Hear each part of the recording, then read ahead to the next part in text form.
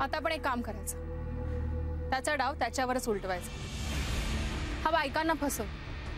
आता आपल्याला अशी एखादी बाई शोधायची जी अजूनही फसली गेलेली नाही। म्हणाली एक काम, तू राकेश, संदीप, समीर आपल्या सगळ्या सहकाऱ्यांना फोन करून सांग शहरातल्या सगळ्या छोट्या मोठ्या ज्वेलर्सवर लक्ष ठेवायला। तिथे आतापर्यंत कोणी फसवलं गेलंय का किंवा कोणी फसवलं जातंय का हे पाहायला।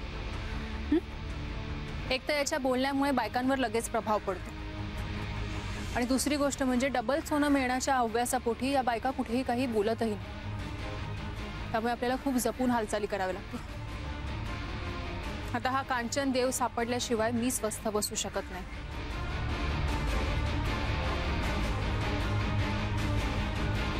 Correct, sit. आपल्या स्केच आर्टिस्टला बोलावं।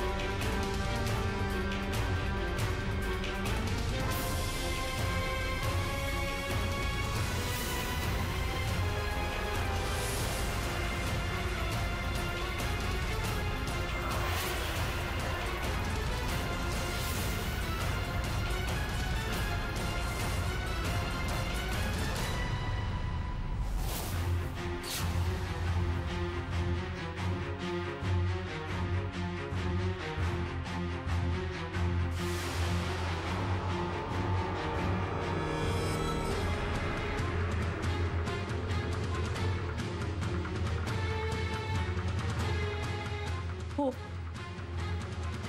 हाच असाच दिसत होता तो। कांचन देव,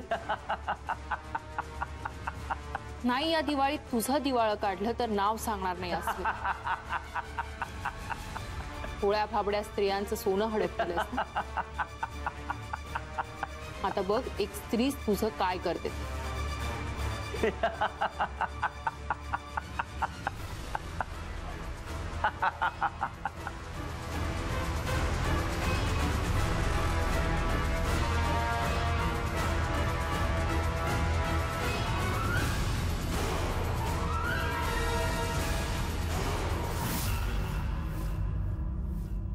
काय बेन, घरामध्ये काय लगन बगन आहे काय?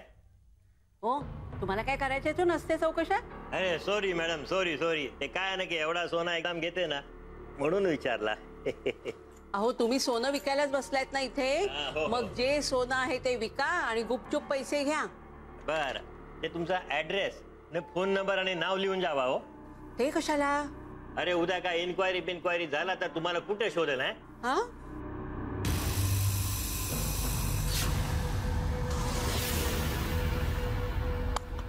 काय मॅडम, हे तुमचा सोना आणि ही तुमची बाकी रसीद। हा, थँक्यू।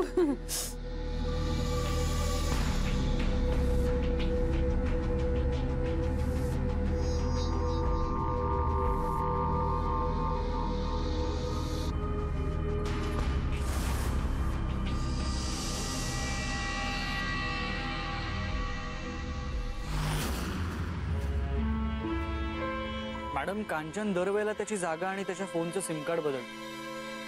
कसं शोधायचं त्याला?